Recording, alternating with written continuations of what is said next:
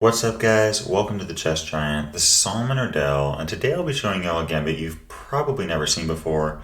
It's called the 4-Pawns Gambit, and yes guys, we literally give away half of our pawns in the first 8 moves, and I'm just warning y'all, this is not for the faint of heart. Things can get intense very quickly, and white gives material, but in return gets an overwhelming attacking advantage.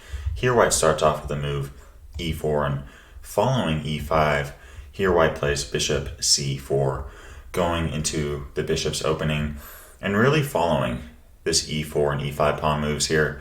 The two weakest pawns on the board are f2 and f7. So by playing bishop c4, we naturally develop the bishop and also put it on a strong square where it can attack that f7 pawn. And oftentimes black will make the logical decision and play bishop c5.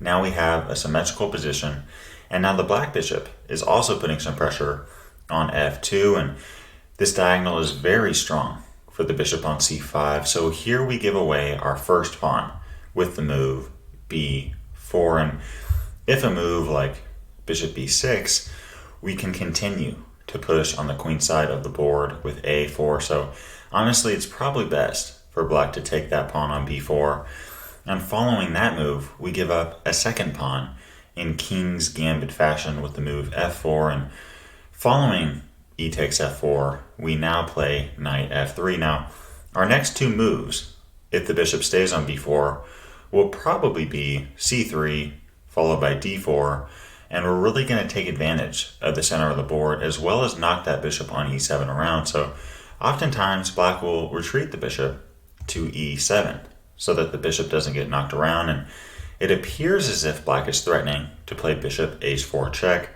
attacking our king on e1, but honestly guys, we don't really care about bishop h4 check, and we continue to aggressively push in the center of the board with d4. Now sometimes, well not sometimes, oftentimes here black will play the move bishop h4, and really guys, it seems like the logical move to play king f1, but guys, we're gonna give away a third pawn with g3, and following f takes g3, you guessed it, we don't take that pawn back, but instead simply play castles and give up a fourth pawn with g takes h2 check. Now white is officially down 4 pawns, but again, we don't take this pawn on h2. In fact, if we took this pawn on h2, really the white king would be very exposed. So we play king h1, and in a weird way, black's own pawn is protecting our king from attack. And guys, yes, we are literally down 4 pawns, but I actually think black is in a ton of trouble here. Look at the bishop on c4, putting pressure on f7, not to mention this rook on f1.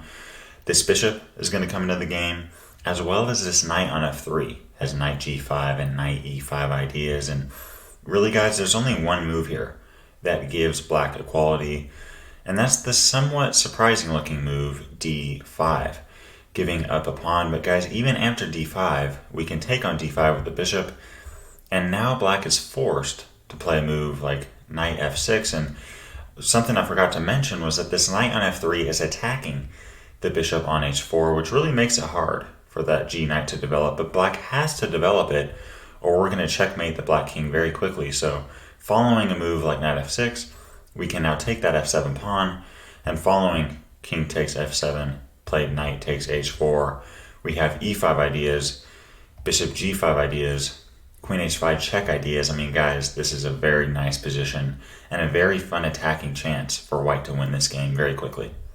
So guys, I just showed you the move that technically gives black equality with the move d5, and even then I really do prefer white's position.